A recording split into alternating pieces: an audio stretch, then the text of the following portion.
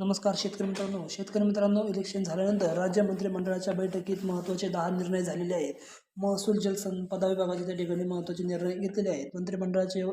मंडळाने यवतमाळ जिल्ह्यातील बेंबळा नदी प्रकल्पासाठी निधीच्या तरतुदीस मान्यता दिली असून राज्यातील तरुणांना रोजगार देण्यासाठी एक संस्था स्थापन करण्याचा निर्णय देखील घेतलेला आहे.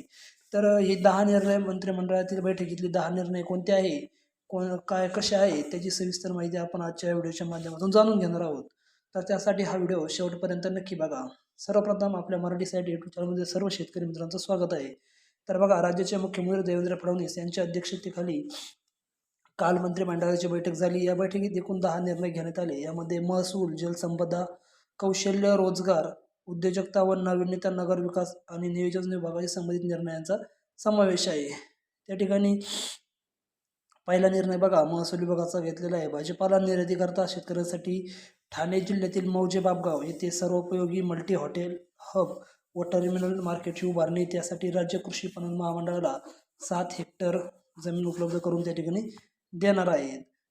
दुसरं म्हणजे नियोजन विभाग, अर्थ व सांख्यिकी संचालनाच्या 1901 पदांच्या आकृतीबंधास व संचालनाचे नाव अर्थ व संयुक्त सांख्यिकी आयुक्तालय करण्यास मान्यता दिलेली आहे. त्यानंतर नगर विकास विभाग, त्या ठिकाणी चौथा आहे नगर विकास विभाग. त्या ठिकाणी मुंबई नागरी परिवहन प्रकल्प टप्पा 2 साठी सुधारित खर्चास व शासन हिस्सा उचलण्यास मंजुरी दिलेली आहे. 5वा नगर विकास आहे तिरुपती देवस्थानास पद्मावती देवी मंदिरासाठी दिलेल्या उल्लवे या ठिकाणी भूखंडासाठीचे शुल्क त्या ठिकाणी माफ करण्यात आलेले आहे. 6वा विकास आहे PM म्हणजे ई ड्राईव्ह योजनेअंतर्गत पुणे महानगर परिवहन महामंडळाच्या 1000 ई बस सुविधेसाठी निधी वळता करण्याच्या थेट प्रणालीस मान्यता दिलेली आहे. त्यानंतर 7वा जलसंपदा विभाग आहे. यवतमाळ जिल्ह्यातील बेंबळा नदी प्रकल्पासाठी 4775 कोटींची मान्यता त्या ठिकाणी दिलेली आहे. 8वा आहे गृह विभाग. मुंबईतील पोलीस दलातील अधिकारी कर्मचाऱ्यांना शासकीय निवासस्थाने उपलब्ध करून देणार आहे. कर्मचाऱ्यांसाठी 45,000 शासकीय निवासस्थाने त्या ठिकाणी बांधली जाणार आहेत.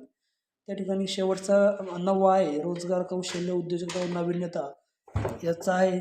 तर 10वा आहे अण्णासाहेब पाटील आर्थिक विकास महामंडळास पनवेल येथील भूखंड देण्यास मान्यता दिलेली आहे.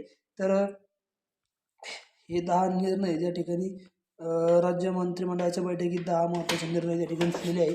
पण यासाठी एक त्या ठिकाणी शेतकऱ्यांसाठी कोणताही निर्णय त्या ठिकाणी शासनाने घेतलेला अजून देखील दिसत नाही आहे. यावर तुम्हाला काय वाटतं आहे ते कमेंट सेक्शनमध्ये नक्की